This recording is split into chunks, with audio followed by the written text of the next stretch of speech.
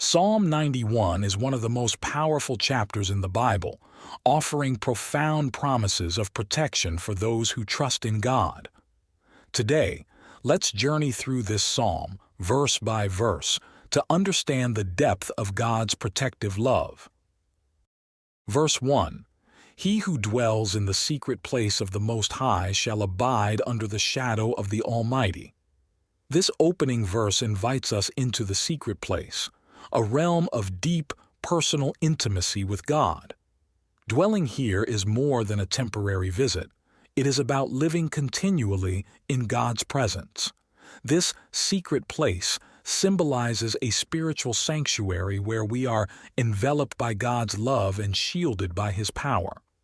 To dwell under His shadow implies a life lived in close proximity to God, where His protection is as close as our own breath.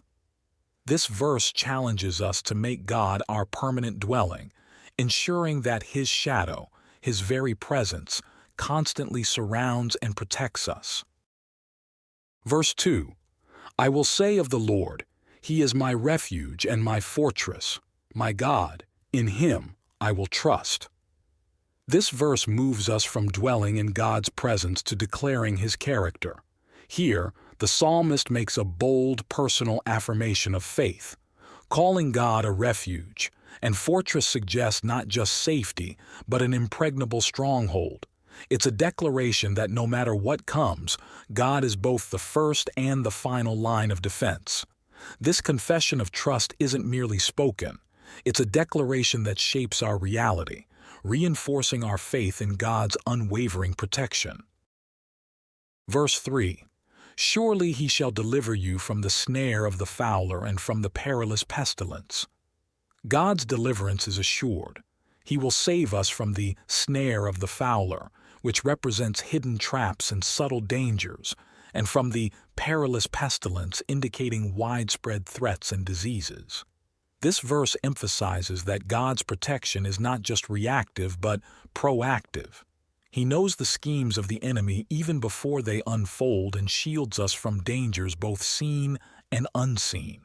The confidence in God's deliverance allows us to live without fear, knowing that He is constantly at work guarding our paths.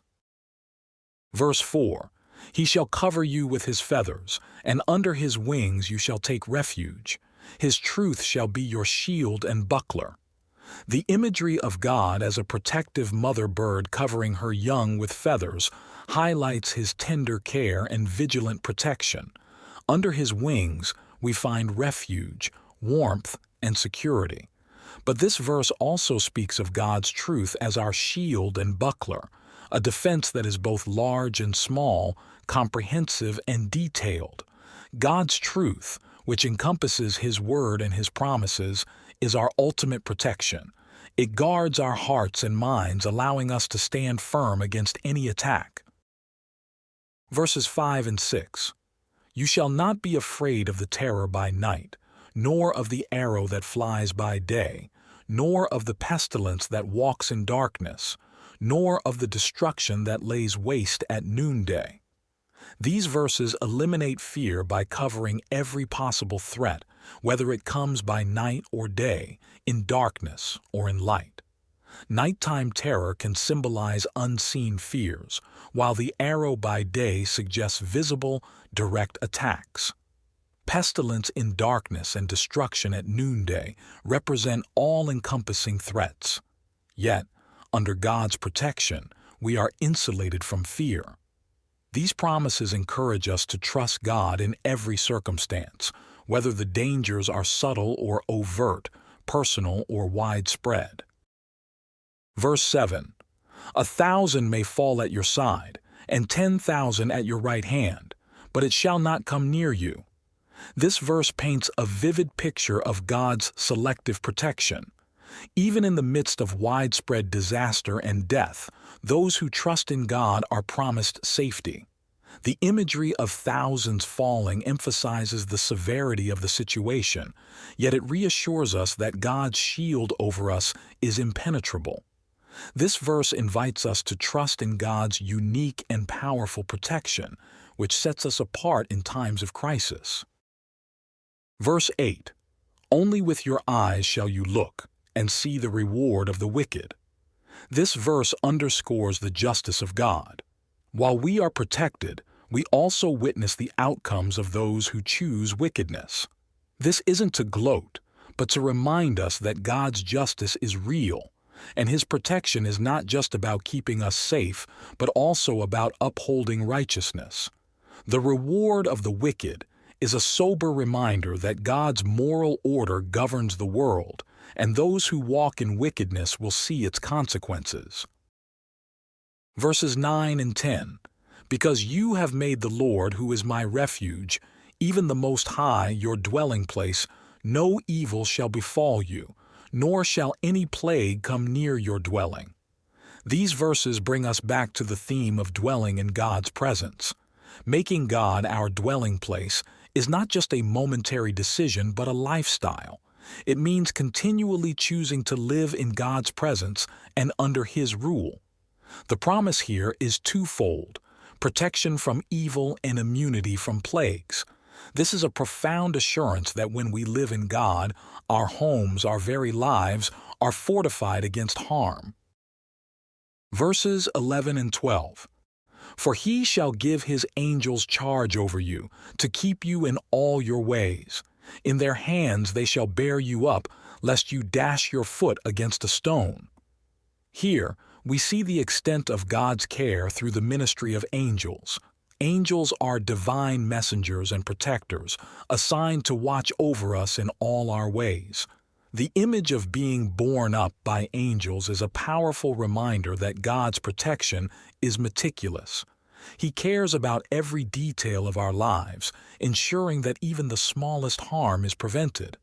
This verse reassures us of God's comprehensive care, extending even to the minor details of our daily walk.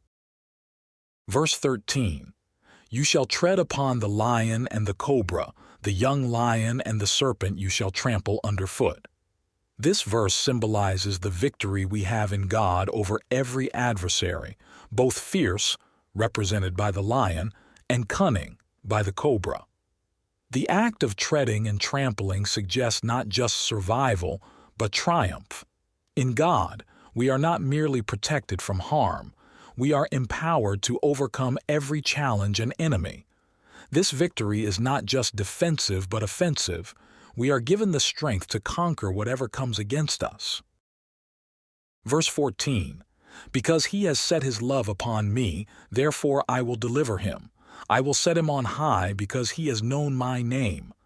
God's response to our love and devotion is deliverance and exaltation. This verse highlights the relational aspect of God's protection. It's not just about what He does, but about who He is to us. Setting our love upon God means making Him our deepest affection and highest priority. Knowing His name speaks to an intimate relationship where we understand and trust in His character. In return, God promises to deliver us and elevate us above our circumstances, reflecting the deep covenant relationship we share with Him. Verse 15, "He shall call upon me, and I will answer him. I will be with him in trouble. I will deliver him and honor him." God's protection is not distant or abstract. It is personal and immediate. When we call on Him, He answers. This verse assures us of God's presence in every trouble, not just to deliver but also to honor. To be honored by God means to be treated with dignity and respect, to be valued and esteemed. This is a profound promise that in our deepest struggles, God is not only with us, but He also lifts us up and restores our honor. Verse 16, "With long life I will satisfy him and show him my salvation." The psalm concludes with the ultimate promise of a life well lived and the revelation of God's salvation. Long life here is not just about longevity, but about a life filled with purpose, satisfaction, and divine fulfillment. To see God's salvation is to experience His deliverance, His wholeness, and His eternal life. This verse encapsulates the fullness of God's promises, a life protected, fulfilled, and blessed with the vision of His salvation. Conclusion: Psalm 91 is more than a promise of protection. It's an invitation to a life of deep, abiding intimacy with God. As we dwell in His presence, trust in His promises, and live according to His ways, we enter into a covenant of divine protection that covers every aspect of our lives. This psalm assures us that in every situation, whether faced with danger, disease, or disaster, we are under the watchful care of a God who loves us, protects us, and delivers us. It's a call to live fearlessly, confidently, and fully in the shelter of the Most High.